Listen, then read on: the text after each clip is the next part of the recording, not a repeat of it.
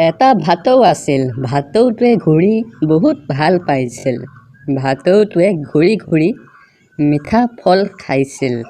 ভাটৌটোৱে নিজৰ জীৱন বহুত আনন্দত কটাইছিল। এদিন ভাটৌটোৱে এডাল গছৰ তলত এটা হাতী দেখিছিল।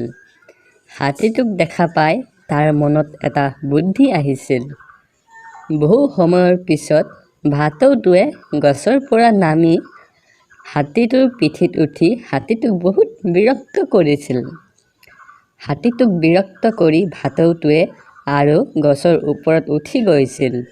হাতীটোৱে খঙত কৈছিল, "আৰে ভাটৌ, তোমাৰ সমস্যাটো কি?" ভাটৌটোৱে কৈছিল, "ধেমালি মোৰ বন্ধু।" অলপ সময়ৰ পিছত ভাটৌটোৱে গছৰ পৰা নামি আহি হাতীটোক আৰু আমনি কৰিছিল। অলপ সময়ৰ পিছত আৰোহী উঠি গছৰ ওপৰত গুচি গৈছিল। হাতীটোৱে আৰু কৈছিল, "তই আৰু আহিছ? তোৰ একো কাম নাই নেকি? বাৰে বাৰে মোক আমনি কৰিছ?" হাতীটোৱে তাৰ পৰা গুচি আহিছিল। ভাটৌটোৱে আৰু ভাল পাইছিল।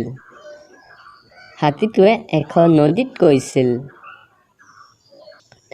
হাতীটোৱে তাৰ মূৰটো ওলাই বাকী সকলো অংগ পানীত ডুবাই দিছিল। এইবোৰ দেখি ভাটৌটোৱে বহুত ভাল পাইছিল।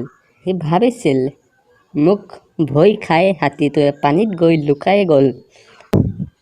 ভাটৌটোৱে গৈ তাৰ মূৰত উঠি গৈছিল।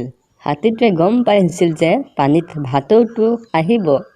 সেই সময়তে হাতীটোৱে তাক পানীত পেলাই দিছিল। ভাটৌটোৱে চিঞৰি আছিল। তেতিয়াই হাতীটোৰ বেয়া লাগিছিল আৰু ভাটৌটোক পানীৰ পৰা মাটিত তুলি দিছিল। ভাটৌটোৱে হাতীটোৰ পৰা ক্ষমা খুজিছিল। এতিয়া ভাটৌটোৱে ডাঙৰ আৰু সৰুৰ পাৰ্থক্য গম পাই গৈছিল। বন্ধু-বান্ধৱীসকল, আপোনালোকে ভিডিঅ'টো চালে ভিডিঅ'টো ভাল পালে লাইক কৰিব আৰু শ্বেয়াৰ কৰিব আপোনালোকৰ বন্ধুবৰ্গৰ লগত আৰু কমেণ্ট কৰিব। আৰু যদি আপুনি নতুন আলহী তেনেহ'লে চেনেলটো ছাবস্ক্ৰাইব কৰি দি বেল আইকনটো প্ৰেছ কৰি দিব। ধন্যবাদ।